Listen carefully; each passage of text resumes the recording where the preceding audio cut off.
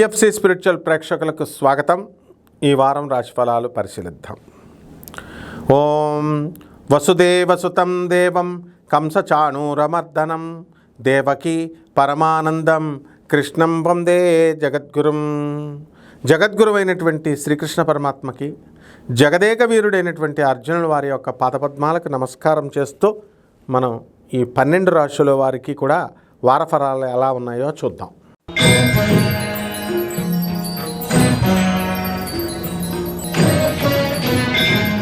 ధనుస్సు రాశి. ఈ ధనుస్సు రాశి వారికి అందరికీ కూడా మనకి శుక్ర శనులు ఇద్దరు కూడా మనకి మీనరాశిలో ఉండడం వల్ల ఇల్లులు కడతారు. పనులన్నీ కూడా కొంచెం స్లో అవడం అనేటటువంటివి జరుగుతాయి. ఇల్లులు స్లోగా అవుతున్నప్పటికీ కూడా ఆపరు. డబ్బులు అనేటటువంటివి ఏదో రకంగా మీకు రావడానికి అవకాశాలు ఉంటాయి. ఇక మీ సోదరులు బాగా డెవలప్ అవుతారు. రాహు కుంభరాశిలోకి వచ్చిన కారణంగా అదేవిధంగా మీరంతా కూడా అమెరికాలు ఇతర దేశాలకు వెళ్ళడానికి అవకాశాలు ఎక్కువగా ఉన్నాయి.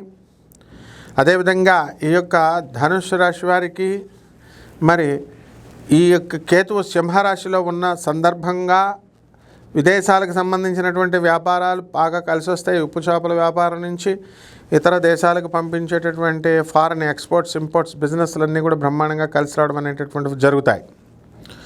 ఇక సాధువులు, ఈ ఆశ్రమాలు, దొంగపీఠాలు, దొంగ ట్రస్టులు ఇలాంటి బిజినెస్లు చేస్తున్నటువంటి వాళ్ళందరికీ కూడా బాగా కలిసి రావడం అనేటటువంటిది జరుగుతాయి.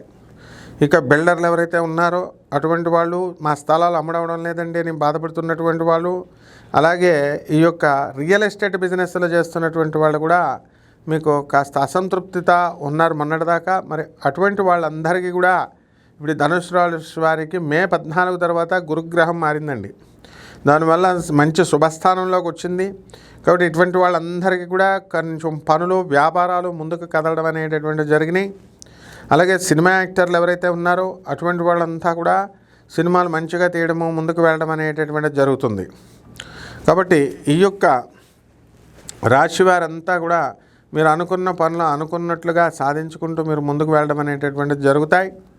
ఈ ధనుస్సు రాశి వాళ్ళు వాళ్ళ జీవిత భాగస్వాములతో కానీ, వ్యాపార భాగస్వాములతో కానీ మరి విడిపోయి అది కొత్త వ్యాపారాలు చేయడం అనేటటువంటి జరగడానికి అవకాశాలు ఉన్నాయి.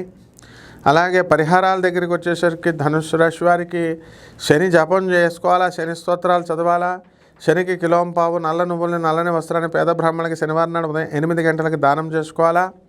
అలాగే దశమహావిద్యల్లో ఒకటైనటువంటి మహాకాళి అమ్మవారి యొక్క హోమాన్ని మీ ఇళ్లలో జరిపించుకోవడం ద్వారా అద్భుతమైనటువంటి ఫలితాలు మీకు లభిస్తాయి. అదేవిధంగా రావి చెట్టుకు నీళ్లు పోయండి చక్కగా. ఓం శనేశ్వరాయ నమః అంటూ రావి చెట్టుకు మీరు పూజలు చేసుకున్నట్లయితే అద్భుతమైనటువంటి ఫలితాలు మీకు దొరుకుతాయి. శుభమస్తు.